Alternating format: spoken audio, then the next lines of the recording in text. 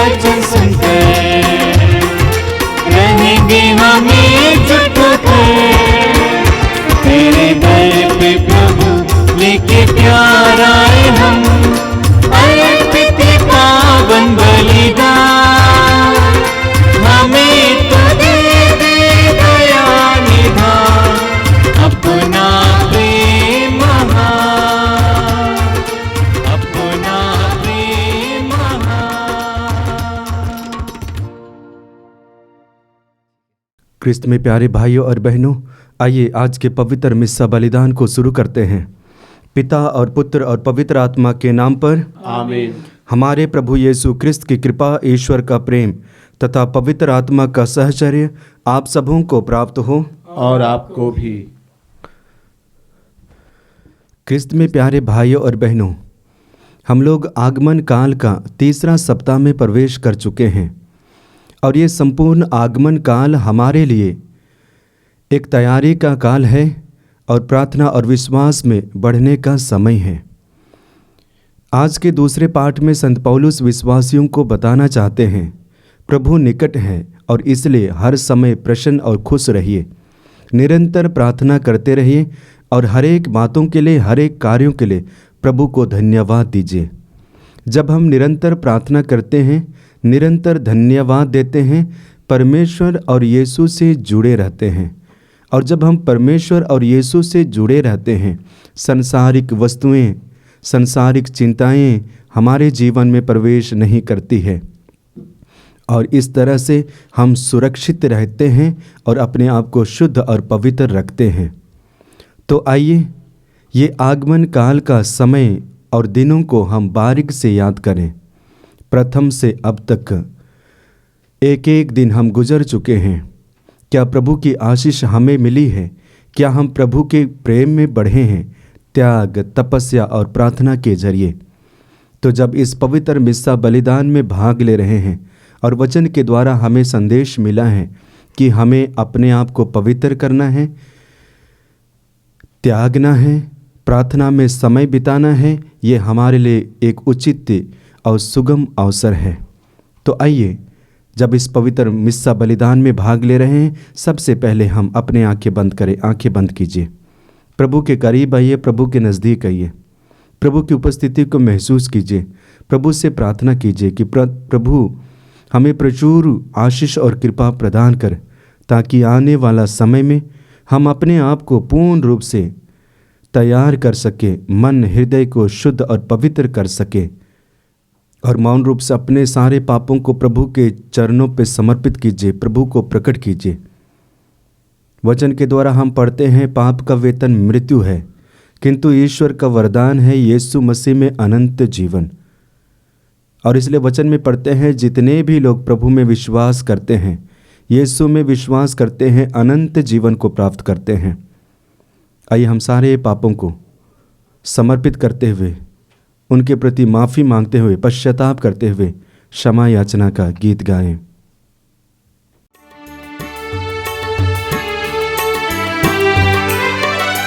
प्रभु हम पर दया करो, प्रभु हम पर कृपा करो, प्रभु हम पर दया करो, प्रभु हम पर कृपा करो।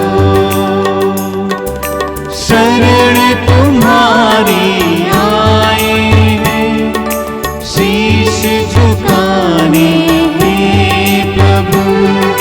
शरण तुम्हारी आए हैं, शीश झुकाने हैं प्रभु। प्रभु हम पर दया करो, प्रभु हम पर कृपा करो, प्रभु हम पर दया करो, प्रभु हम पर कृपा करो। सर्वशक्तिमान ईश्वर हम लोगों पर दया करे और हमारे पाप क्षमा कर हमको अनंत जीवन प्रदान करे। आमीन। आइए मौन रूप से हम अपने व्यक्तिगत निवेदनों को प्रभु के चरणों पर समर्पित करें और प्रभु से आशीष मांगे।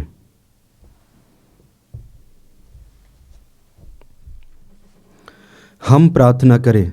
हे ईश्वर, तुझे ज्ञात है कि तेरे विश्वासीगण ख्रिस्त के जन्म दिवस की प्रतीक्षा सरगर्मी से कर रहे हैं। ऐसी कृपा दे कि हम इस महान मुक्ति का आनंद प्राप्त कर सकें और इसे प्रार्थना तथा बलिदान द्वारा उल्लासपूर्वक प्रकट करें। हमारी यह प्रार्थना है अपने प्रभु और तेरे पुत्र यीशु ख्रिस्त के द्वारा, जो ईश्वर होकर तेरे तथा पवित्र आत्मा के साथ युगान युग जीते रहते और राज्य करते हैं। आमीन।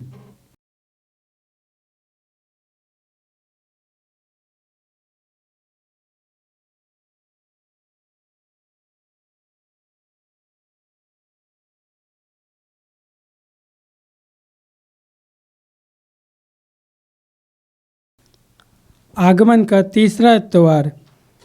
पहला पाठ नबी सफन्याह का ग्रंथ, अध्याय 3, पद संख्या 14 से 18 तक। प्रभु उत्सव के दिन की तरह तेरे कारण आनंद विभोर हो जाएगा। हे सियोन की पुत्री, आनंद का गीत गा। हे इस्राएल, जयकार करो। हे यरूशलेम की पुत्री, सारे हृदय से आनंद मना। प्रभु तेरा दंडादेश रद्द किया और तेरे शत्रुओं को भगा दिया है। प्रभु तेरे बीच इस्राएल का राजा है। विपत्ति का डर तुझसे दूर हो गया है। उस दिन यरूशलेम से यह कहा जाएगा, हे सियोन, नहीं डरना, हिम्मत नहीं हारना। तेरा प्रभु ईश्वर तेरे बीच है। वह विजयी योद्धा है। वह तेरे कारण आनंद मनाएगा। वह अपने प्रेम से तुझे नवजीवन प्रदान करेगा। वह उत्सव के दिन की तरह तेरे कारण आनंद विभोर हो जाएगा। यह प्रभु की वाणी है। ईश्वर को धन्यवाद। अनमोल वचन तेरा प्रभु, पथ के लिए मेरा दीपक बना। रोशनी तू है खुदा यीशु, मेरे लिए तू ज्योति बना।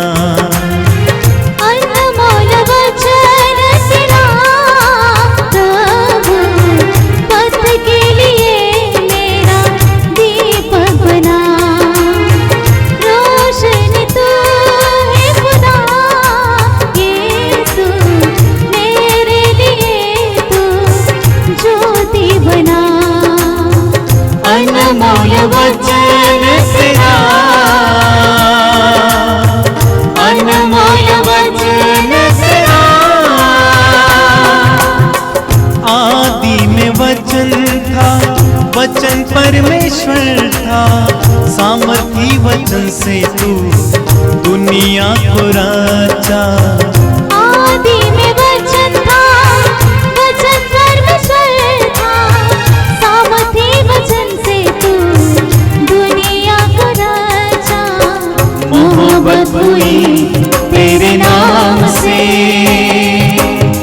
लगन हुई कलाम से। मोहब्बत हुई तेरे नाम से, लगन हुई कलाम से। अनमोल वचन तेरा, अनमोल वचन तेरा।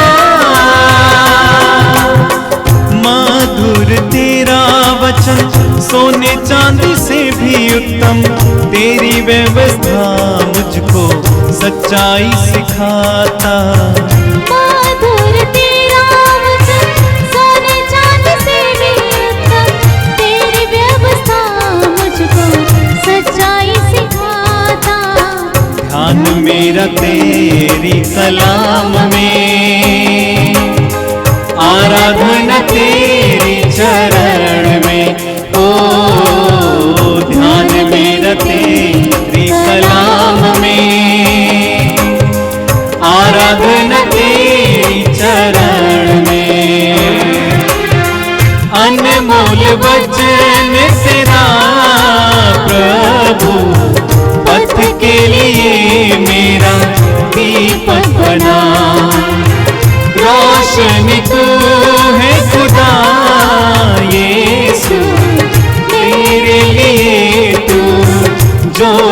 बना, अनमोल वचन तेरा,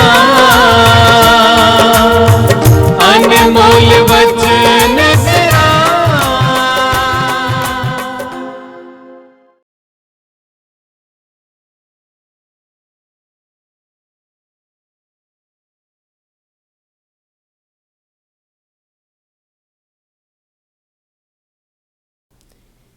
दूसरा पाठ फिलिपियों के नाम संत पौलुस का पत्र, अध्याय 4, वचन संख्याएं 4 से 7 तक। प्रभु निकट हैं, प्रभु में हर समय खुश रहो। मैं फिर कहता हूँ, खुश रहिए। सब लोग आपकी सौम्यता जान जाएं, प्रभु निकट हैं। किसी बात की चिंता मत कीजिए, हर ज़रूरत में प्रार्थना कीजिए और विनय तथा धन्यवाद के साथ ईश्वर के सामने अपने निवेदन प्रस्तुत कीजिए। और ईश्वर की शांति, जो हमारी समझ से परे हैं, आपके हृदयों और विचारों को यीशु मसीह में सुरक्षित रखेगी। यह प्रभु की वाणी है। ईश्वर को धन्यवाद।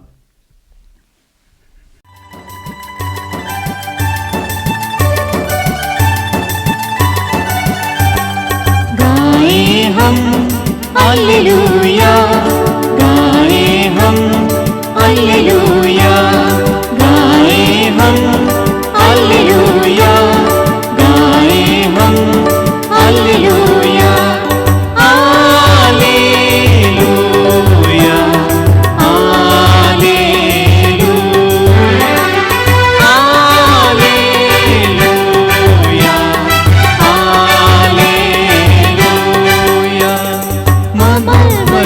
तेरा प्रभु जीवनदायी वचन, अमर वचन तेरा प्रभु जीवनदायी वचन। गाए हम हालेलुया, गाए हम हालेलुया, गाए हम हालेलुया, गाए हम हालेलुया। प्रभु आप लोगों के साथ हो और आपके साथ भी। संत लूकस के अनुसार आज का पवित्र सुसमाचार, प्रभु की जय। अध्याय 3 वाक्यांश 10 से 18 तक। हमें क्या करना चाहिए? जनता यूहन्ना से पूछती थी, तो हमें क्या करना चाहिए? वह उन्हें उत्तर देता था, जिसके पास 2 कुर्ते हों वह एक उसे दे दे जिसके पास नहीं है, और जिसके पास भोजन है वह भी ऐसा ही करे। नाकेदार भी बपतिस्मा ग्रहण करते थे और उससे यह पूछते थे, गुरु हमें क्या करना चाहिए? वह उनसे कहता था, जितना तुम्हारे लिए नियत है उससे अधिक मत मांगो। सिपाही भी उससे पूछते थे, और हमें क्या करना चाहिए?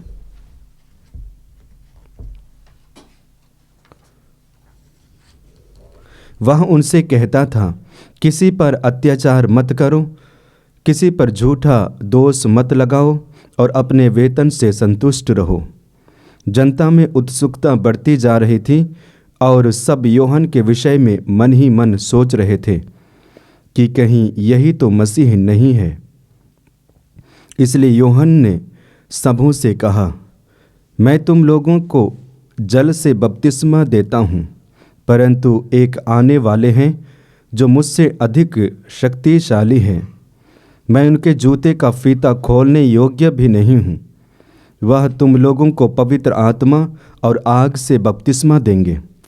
वह हाथ में सूप ले चुके हैं, जिससे वह अपना खलिहान ओसाकर साफ करें और अपना गेहूँ बखार में जमा करें। वह भूसी को ना बुझने वाली आग में जला देंगे। इस प्रकार के बहुत से अन्य उपदेशों द्वारा यूहन्ना जनता को सुसमाचार सुनाता था। यह प्रभु का दिव्य सुसमाचार है। ख्रिस्त प्रभु की जय। क्रिस्त में प्यारे भाइयों और बहनों, आज का पहला पाठ हम सफन्याह का ग्रंथ से पढ़ते हैं और सफन्याह का आगमन लगभग 640 और 630 माना जाता है। सफन्याह का अर्थ है प्रभु शरण देता है और इसी को अपने संपूर्ण जीवन में ईश्वर की जनता और ईश्वर के लोगों के बीच में प्रकट करने का प्रयास किया। कहा जाता है सफन्याह का आगमन उस समय होता है जब इस्राएली जनता तितर वितर हो चुकी होती है। यरूशलेम मंदिर गिरने के कगार पे हो जाता है। ऐसे समय में सफन्याह का आगमन होता है और जब सफन्याह आते हैं इजरायली जनता को पश्चाताप करने के लिए आह्वान करते हैं और उन्हें चेतावनी देते हैं, विशेष करके उनके कर्म के द्वारा और उनके कुकर्मों के प्रति पश्चाताप करने के लिए आह्वान करते हैं। इतना ही नहीं, जो कुलीन लोग यरूशलेम के विरुद्ध थे उनके प्रति भी आवाज़ उठाते हैं और ईश्वर के राज्य के बारे में बताते हैं। इतना ही नहीं, टूटे हुए लोगों को देखकर सफन्याह उनके जीवन में आशा भरते हैं और कहते हैं प्रभु तुम्हारे बीच निवास करेंगे, और जब प्रभु तुम्हारे बीच निवास करेंगे तुम्हारी सारी परिस्थितियां बदलेगी। इसलिए डरो मत, हिम्मत रखो, धैर्य रखो और प्रभु की उपस्थिति को महसूस करो। ये प्रथम पाठ के द्वारा संदेश है। सफन्याह बताते हैं कि प्रभु तुम्हारे पास है, प्रभु तुम्हारे साथ रहेंगे और इसलिए आनंद मनाओ, खुशी मनाओ। जी हाँ, जब प्रभु हमारे पास रहते हैं हमें आनंद मनाना चाहिए। जब प्रभु हमारे साथ रहते हैं हमें हिम्मत और धैर्य रखनी चाहिए, क्योंकि सब कुछ का दाता, सब कुछ का विधाता हमारे पास है। विश्वास कीजिए कि जिस प्रभु ने और जिस परमेश्वर ने आपको गढ़ा है, जिस परमेश्वर ने आपको अपने जैसा बनाया है, वो आपके बीच रहता है, हमारे बीच रहता है और इसलिए हमें आनंद मनाना चाहिए। आगे वचन में हम लोगों ने पढ़ा है कि जितने भी लोग हमारे विरुद्ध हैं वे अब हमारे विरुद्ध नहीं होंगे, क्योंकि परमेश्वर हमारे साथ हैं। यूहन्ना के सुसमाचार अध्याय 1 वाक्य 14 में पढ़ते हैं, शब्द शरीर धारण कर मनुष्य के बीच निवास किया और हमने उसकी महिमा देखी है। यानी कि ईश्वर का बेटा हमारे बीच मनुष्य के रूप में मनुष्य के बीच निवास किया और हमने उस मुक्तिदाता का महिमा देखा है। वचन में हम पढ़ते हैं, यदि परमेश्वर हमारे साथ है तो कौन हमारे विरुद्ध होगा? क्या हमारे विरोधी, क्या हमारे शत्रु, तलवार, जोखिम, नगनता कुछ भी नहीं, क्योंकि परमेश्वर हमारे साथ हैं। तो प्रथम पाठ के द्वारा हमारे लिए एक संदेश मिला है कि जब प्रभु हमारे साथ हैं हमें किसी बात की चिंता नहीं करनी चाहिए,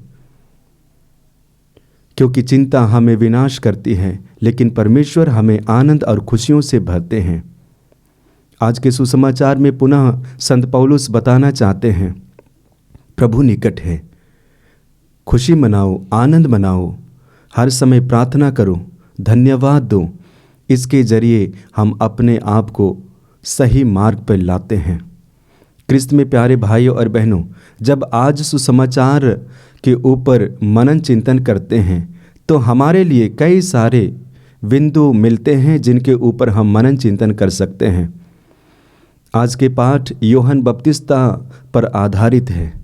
यूहन्ना बपतिस्ता शहर शहर, गांव गांव और लोगों के बीच जाते हैं और प्रभु यीशु मसीह के आगमन के लिए मार्ग तैयार करते हैं। और आगे हम वचन में पढ़ते हैं, लोगों को पश्चाताप का आह्वान करते हैं। एक एक लोगों को बताते हैं कि पश्चाताप करो, ईश्वर का राज्य निकट है, उबड़ खबड़ रास्ता सीधे कर दिया जाए। इस तरह से संत यूहन्ना बपतिस्ता लोगों के बीच जाकर यीशु मसीह के आगमन के लिए मार्ग तैयार करते हैं। एक तरह से कहा जाए तो यूहन्ना बपतिस्ता मनुष्यों के हृदय को तैयार करते हैं, हमारे हृदय को तैयार करते हैं, क्योंकि हमारे हृदय में अर्थात मनुष्य के हृदय में इतना उबड़ खबड़ है जिसके बारे में सोचा नहीं जा सकता है। यूहन्ना बपतिस्ता जानते हैं और इसलिए कई सारी बातों के ऊपर हम मनन चिंतन कर सकते हैं। यूहन्ना बपतिस्ता के बातों को, शिक्षाओं को और संदेश को सुनकर काफ़ी लोग उनके पास आते और बपतिस्मा स्वीकार करते थे। सिर्फ स्वीकार ही नहीं करते थे, बपतिस्मा के साथ ही उनके जीवन में परिवर्तन होने लगता था। और इसलिए जितने भी लोग यूहन्ना बपतिस्ता के पास आए, बपतिस्मा ग्रहण किए, इसके बाद तुरंत पूछते हैं, गुरु बताइए हमें क्या करना चाहिए।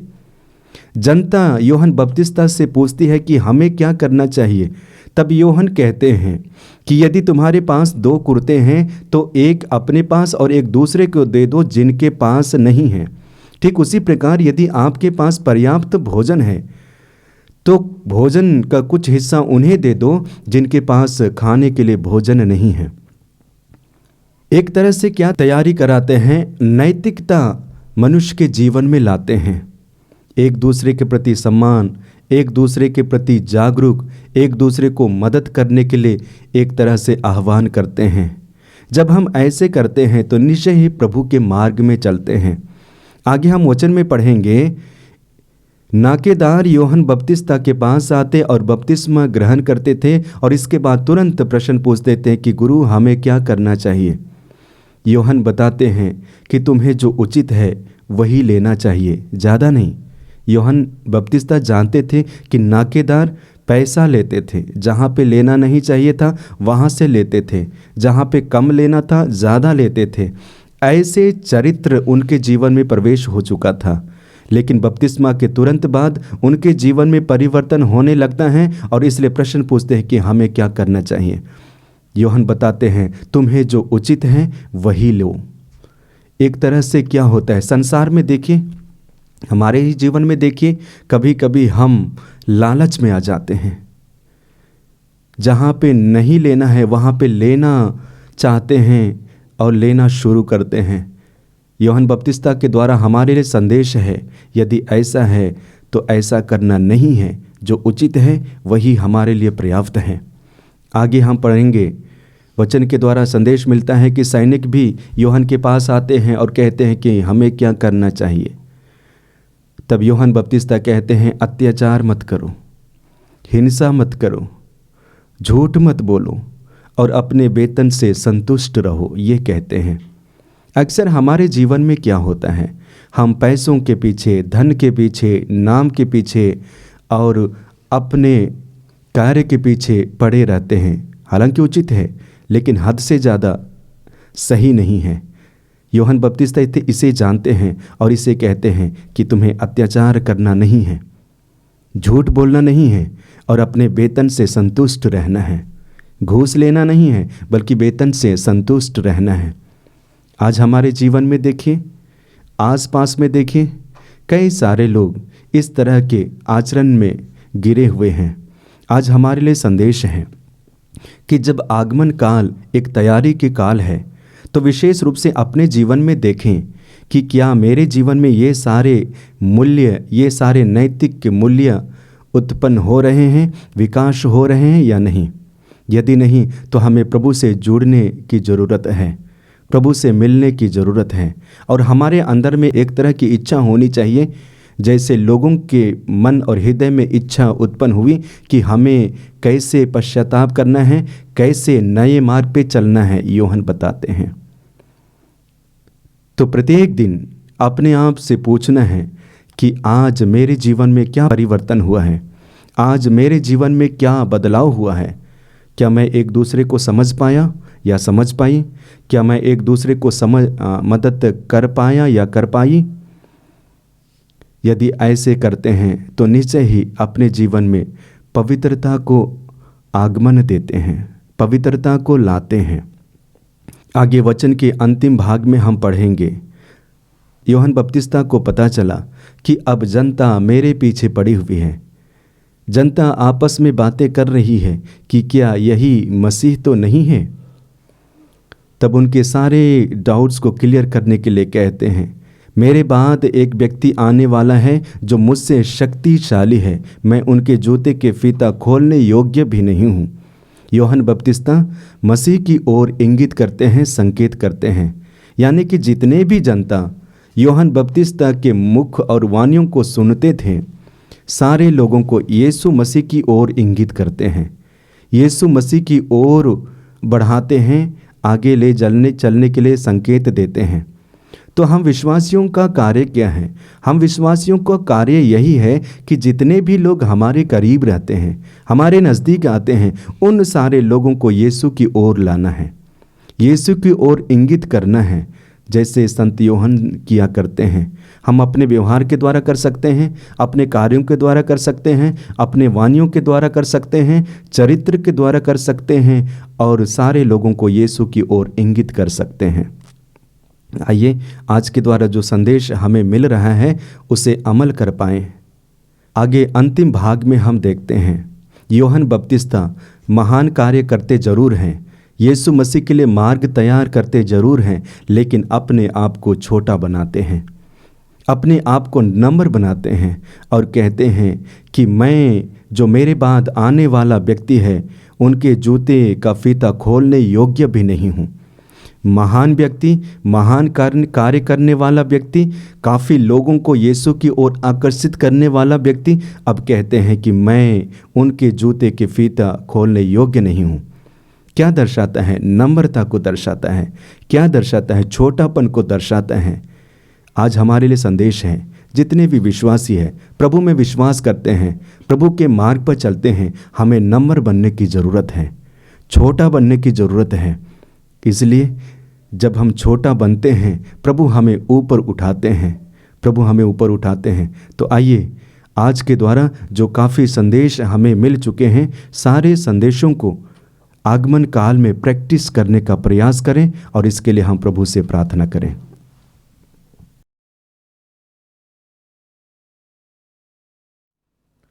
आइए हम प्रेरितों का धर्मसार एक साथ बोले। मैं स्वर्ग और पृथ्वी के सृजनहार सर्वशक्तिमान पिता परमेश्वर पर विश्वास करता हूँ और उसके इकलौते पुत्र हमारे प्रभु यीशु ख्रिस्त पर, जो पवित्र आत्मा के द्वारा गर्भ में पड़ा, कुंवारी मरियम से जन्म लिया, पोंतुस पिलातुस के समय दुख उठाया, क्रूस पर ठोका गया, मर गया, गाड़ा गया, लेबुस में उतरा, तीसरे दिन मृतकों में से जी उठा, स्वर्ग पर गया, सर्वशक्तिमान पिता परमेश्वर के दाहिने ओर विराजमान है, वहां से जीवित और मृतकों का न्याय करने को आएगा।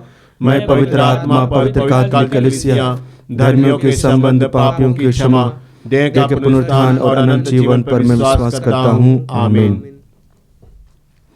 भाइयों और बहनों, हम अपने प्रभु और मुक्तिदाता की प्रतीक्षा कर रहे हैं। परम दयालु पिता ईश्वर से हम प्रार्थना करें कि क्रिस्त के पावन आगमन द्वारा हृदय के दीन सुसमाचार की कृपा ग्रहण करें और दया व मुक्ति प्राप्त करें। आपका अनुवाक्य। हे पिता हमारी प्रार्थना सुन। हे पिता हमारी प्रार्थना सुन। हे अब्बा पिता, आज हम कैथोलिक कलीसिया के संरक्षक हमारे संत पिता फ्रांसिस के लिए प्रार्थना करते हैं। प्रभु, आप उन्हें अपनी प्रज्ञा और विवेक से भर दे, उन्हें अच्छी स्वास्थ्य लाभ दे, उनके जीवन में आपकी आशीष और कृपा बरसाते रह, ताकि वे आपके रेवड़ को सही मार्ग पर ले सके। इसके लिए हम निवेदन करें। हे पिता हमारी प्रार्थना सुन। हे पिता ईश्वर, हम अपने देश के लिए भी प्रार्थना करते हैं। हमारे देश में आपकी प्रचुर आशीष, आपकी न्यायप्रियता और भातृभाव बढ़े, हमारा देश उन्नति और शांति की ओर आगे बढ़े। इसके लिए हम निवेदन करें। हे पिता हमारी प्रार्थना सुन। हे ईश्वर, उन लोगों पर भी दया कर और उनकी सुधि ले जिन्होंने धर्म संघीय जीवन में अपने को कलीसिया के लिए समर्पित किया है। उनकी निर्धनता में उन्हें संपन्न बना, उनके ब्रह्मचर्य में तू उनका प्रेमी बन, ताकि आज्ञाकारिता का भार उनके लिए हल्का बन जाए। इसके लिए हम निवेदन करें। हे पिता हमारी प्रार्थना सुन। हे दयालु प्रभु ईश्वर, हम उन्हें भी याद करते हैं जिन्होंने आपके प्रिय पुत्र में विश्वास कर मृत्यु में सो रहे हैं। उन्हें अनंत विश्रांति प्रदान कर, क्योंकि तुझ में ही करुणा तथा मुक्ति की परिपूर्णता है। इसके लिए हम निवेदन करें। हे पिता हमारी प्रार्थना सुन। हे ईश्वर, हम पर यह अनुग्रह कर कि इस नश्वर संसार में तेरे पुत्र यीशु ख्रिस्त के आगमन द्वारा हम अंधकार के कर्म त्याग कर ज्योति के शास्त्र धारण करें तथा अंतिम दिन में जब वे हमारा न्याय करने लौटेंगे हम उनके साथ अविनाशी जीवन के लिए जी उठें। हम यह प्रार्थना करते हैं उन्हीं हमारे प्रभु ख्रिस्त के द्वारा, आमीन।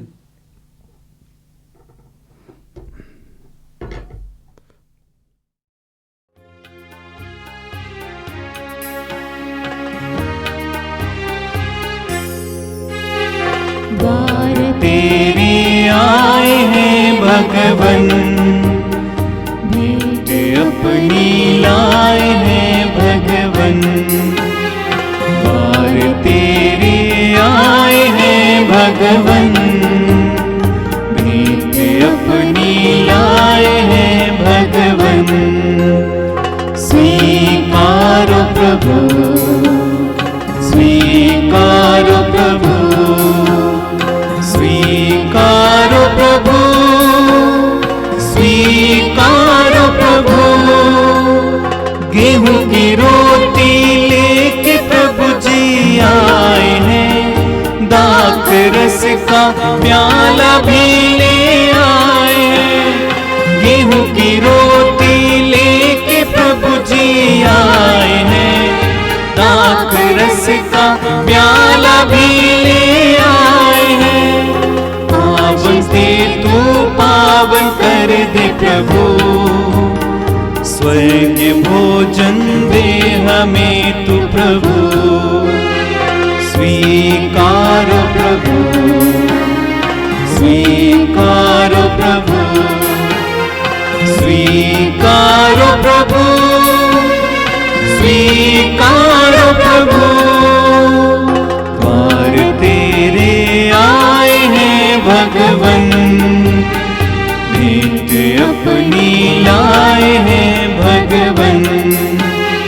द्वार तेरे आए हैं भगवन, भेंट अपनी लाए हैं भगवन।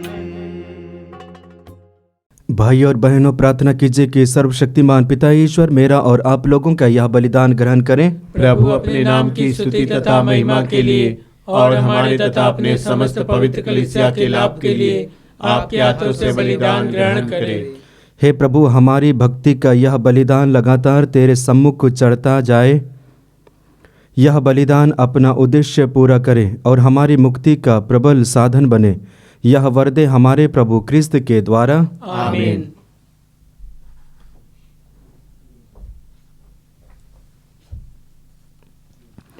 प्रभु आप लोगों के साथ हो और आपके साथ भी। प्रभु में मन लगाइए। हम प्रभु में मन लगाए हुए हैं। हम अपने प्रभु परमेश्वर को धन्यवाद दें। यह उचित और आवश्यक है। हे पूज्य पिता, यह परम उचित है, हमारा कर्तव्य तथा कल्याण है कि हम सदा और सर्वत्र अपने प्रभु क्रिस्त के द्वारा तुझे धन्यवाद दें। नबियों ने इनके आगमन की भविष्यवाणी की, कुंवारी माता ने इन्हें अगाध अनुराग से वाहन किया, यूहन्ना ने इनकी पूर्ण सूचना दी और इन्हें उपस्थित देख इंगित भी किया। यही प्रभु अपने जन्मोत्सव की उल्लास में आगवानी करने का गौरव हमें प्रदान करते हैं। ये हमें प्रार्थना में सजग और मुदित मन इनकी प्रशंसा करते पाए। इसलिए हम स्वर्ग के समस्त दूतगण से मिलकर तेरी स्तुति करते हुए निरंतर एक स्वर से गाते हैं। पावन पावन प्रभु परमेश्वर, सकल सृष्टि के जगदीश्वर। पावन पावन प्रभु परमेश्वर, सकल सृष्टि के जगदीश्वर। पावन पावन पावन प्रभु तेरा नाम। पावन पावन पावन प्रभु तेरा नाम। तेरी महिमा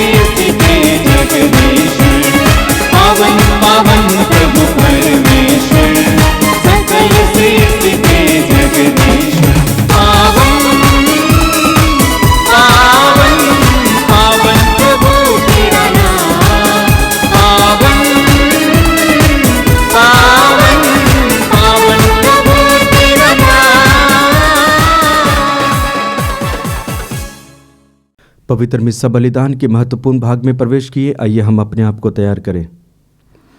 हे परमपिता, तू वास्तव में पवित्र है, सारी पवित्रता का स्रोत है। हम तुझसे निवेदन करते हैं, तू यह उपहार अपनी आत्मा के संस्पर्श से पवित्र कर दे कि यह हमारे प्रभु यीशु क्रिस्त का शरीर तथा रक्त बन जाए। जिस रात को यीशु स्वेच्छा से मृत्यु के लिए सौंपे गए, उन्होंने रोटी ली, तुझे धन्यवाद दिया और रोटी तोड़कर उसे अपने शिष्यों को देते हुए कहा, तुम सब इसे लो और खाओ, यह मेरा शरीर है जो तुम्हारे लिए बलि चढ़ाया जाएगा।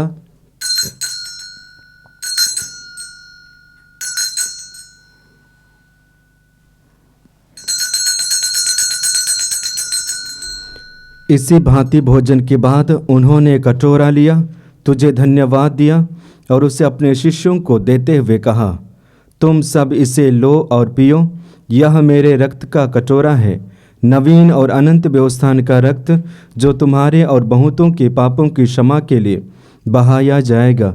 तुम मेरे स्मृति में यह किया करो।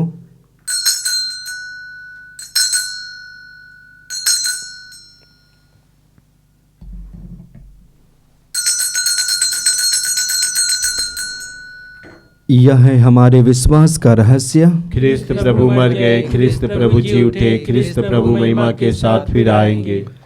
हे परमपिता, यह आज्ञा मानकर हम अपने प्रभु की मृत्यु और पुनरुत्थान की स्मृति में तुझे जीवन की रोटी और मुक्ति का कटोरा चढ़ाते हैं। हम तुझे धन्यवाद देते हैं कि तूने हमें अपने सम्मुख उपस्थित होने और अपनी सेवा करने का सौभाग्य प्रदान किया है। हमारा नम्र निवेदन है कि हम सब जो ख्रिस्त का शरीर तथा रक्त ग्रहण करते हैं, पवित्र आत्मा के द्वारा एकता के सूत्र में बंधे रहें।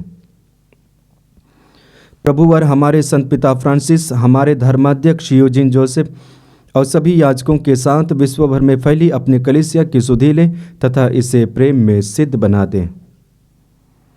हे प्रभु, हमारे उन भाई बहनों की भी सुधि ले जो पुनरुत्थान की आशा में परलोक सिधा चुके हैं, उन्हें और सभी मृतकों को अपने पुण्य दर्शन का सौभाग्य प्रदान कर। हम सब पर दया दृष्टि डाल कि हम भी अनंत जीवन के सहभागी बने और ईश्वर की माता धन्य कुंवारी मरियम, उनके सुधवर संत योसेफ, प्रेरितगण और सब संतों के साथ जो युग युग में तेरे विश्वस्त सेवक सेविकाएं बने रहे, तेरा स्तुतिगान कर सके, तेरे पुत्र यीशु ख्रिस्त के द्वारा। आइए हम त्रिएक ईश्वर का गुणगान एक साथ करें। इन्हीं प्रभु ख्रिस्त के द्वारा, इन्हीं के साथ और इन्हीं में, हे सर्वशक्तिमान पिता परमेश्वर, पवित्र आत्मा के साथ तुझे समादर तथा महिमा युगान युग मिलती रहती है।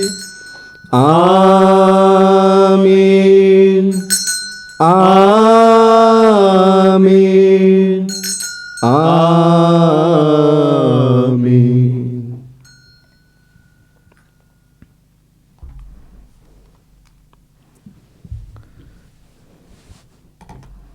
आइए प्रभु यीशु मसीह के द्वारा सिखाई गई उस सुंदर और शक्तिशाली प्रार्थना को एक साथ बोले। हे हमारे पिता जो स्वर्ग में है, तेरा नाम पवित्र माना जाए, तेरा राज्य आवे, तेरी इच्छा जैसे स्वर्ग में है वैसे इस पृथ्वी पर भी पूरी हो।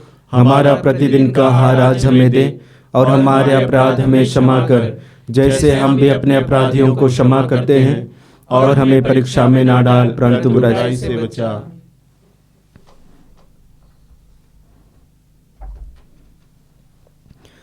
हे प्रभु, हम तुझसे प्रार्थना करते हैं, सभी बुराइयों से हमें बचा और इस जीवन में हमें कृपा पूर्वक शांति प्रदान कर। हम तेरी दया से सदा पाप से दूर और हर विपत्ति से सुरक्षित रहें और उस दिन की प्रतीक्षा करते रहें जब हमारे मुक्तिदाता यीशु ख्रिस्त फिर प्रकट होकर हमारी मंगलमय आशा पूरी करेंगे। क्योंकि तेरा राज्य, तेरा सामर्थ्य और तेरी महिमा अनंत काल तक बनी रहती है। हे प्रभु यीशु ख्रिस्त, तूने अपने प्रेरितों से कहा है, मैं तुम्हारे लिए शांति छोड़ जाता हूँ, अपनी शांति तुम्हें प्रदान करता हूँ। तो हमारे पापों पर नहीं, अपनी कलीसिया के विश्वास पर दृष्टि डाल और उसे शांति तथा एकता प्रदान कर, तू जो युगान युग जीता रहता और राज्य करता है। आमीन। प्रभु की शांति सदा आप लोगों के साथ रहे। और आपके साथ भी। आइए हम परस्पर प्रेम भाव रखें। हे ईश्वर के मेमने जो संसार के पाप पर लेता है, हम पर दया कर। हे ईश्वर के मेमने जो संसार के पाप पर लेता है, हम पर दया कर। हे ईश्वर के मेमने जो संसार के पाप पर लेता है, हमें शांति प्रदान कर। देखिए ईश्वर का मेमना जो संसार के पाप लेता है। धन्य है वे जो प्रभु के इस भोज में बुलाए जाते हैं। हे प्रभु, मैं इस योग्य नहीं हूँ कि आप मेरे यहाँ आवें, किंतु एक शब्द कह दीजिए और मेरी आत्मा चंगी हो जाएगी।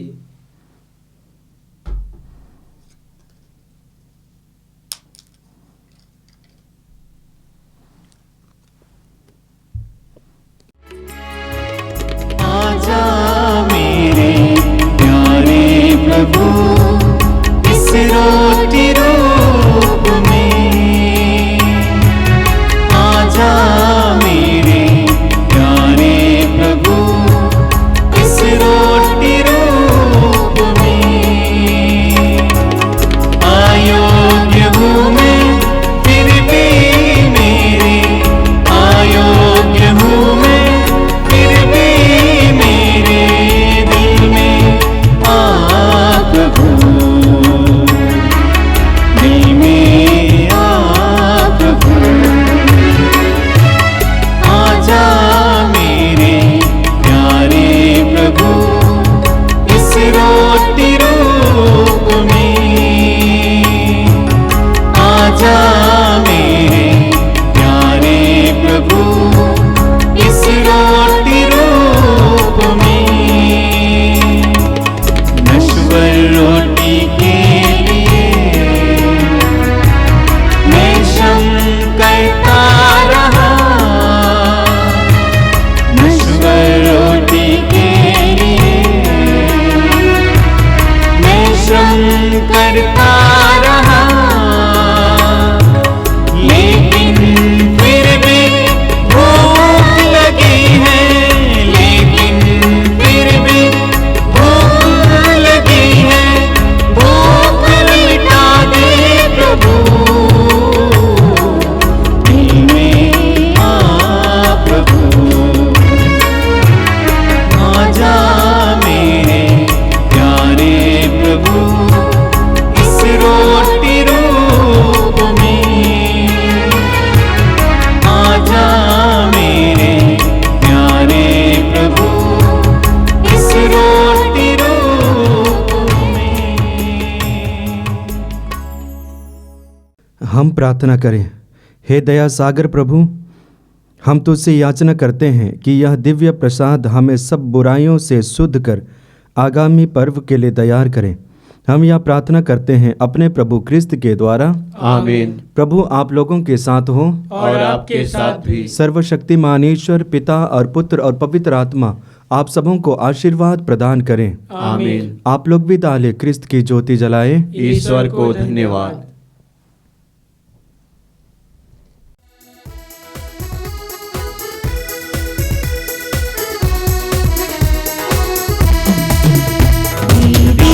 भरा आहार से साथ तुम्हारा पाके कहे